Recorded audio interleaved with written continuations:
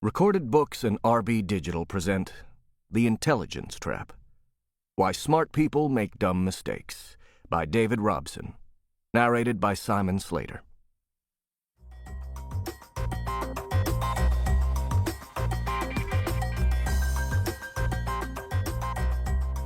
Introduction.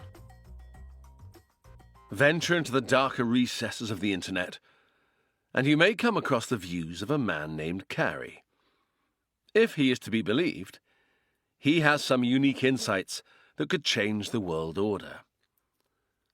He suspects he was abducted by an alien near the Navarro River, California, for instance, after encountering a strange being who took the form of a glowing raccoon with shifty black eyes. He can't actually remember what happened after the little bastard gave him a courteous greeting. The rest of the night is a complete blank. But he strongly suspects it involved extraterrestrial life. There are a lot of mysteries in the valley, he writes cryptically. He is also a devoted follower of astrology.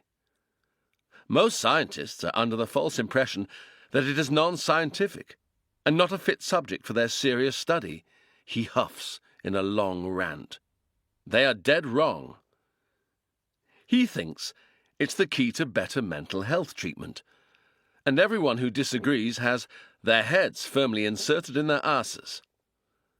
Besides these beliefs in ET and star signs, Carey also thinks that people can travel through the ether on the astral plane.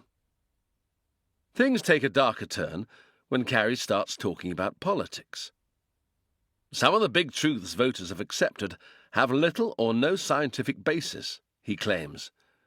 This includes the belief that AIDS is caused by HIV virus, and the belief that the release of CFCs into the atmosphere has created a hole in the ozone layer.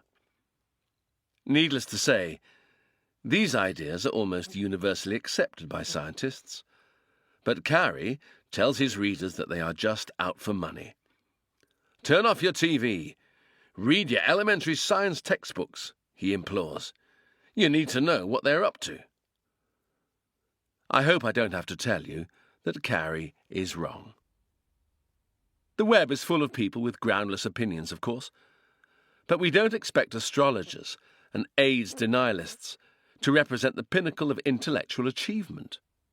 Yet Carey's full name is Kary Mullis, and far from being your stereotypically ill-informed conspiracy theorist, he is a Nobel Prize-winning scientist, placing himself alongside the likes of Marie Curie, Albert Einstein, and Francis Crick. Mullis was awarded the prize for his invention of the polymerase chain reaction, a tool that allows scientists to clone DNA in large quantities. The idea apparently came to him during a flash of inspiration on the road in Mendocino County, California. And many of the greatest achievements of the last few decades, including the Human Genome Project, hinged on that one moment of pure brilliance.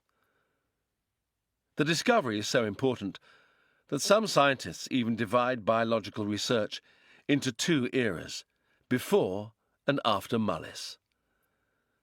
There can be little doubt that Mullis, who holds a PhD from the University of California, Berkeley, is incredibly intelligent.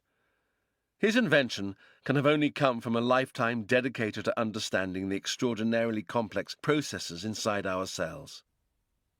But could the same genius that allowed Mullis to make that astonishing discovery also explain his beliefs in aliens and his AIDS denialism? Could his great intellect have also made him incredibly stupid? This book is about why intelligent people act stupidly, and why, in some cases, they are even more prone to error than the average person. It is also about the strategies that we can all employ to avoid the same mistakes, lessons that will help anyone to think more wisely and rationally in this post-truth world. You don't need to be a Nobel Prize winner for this to apply to you.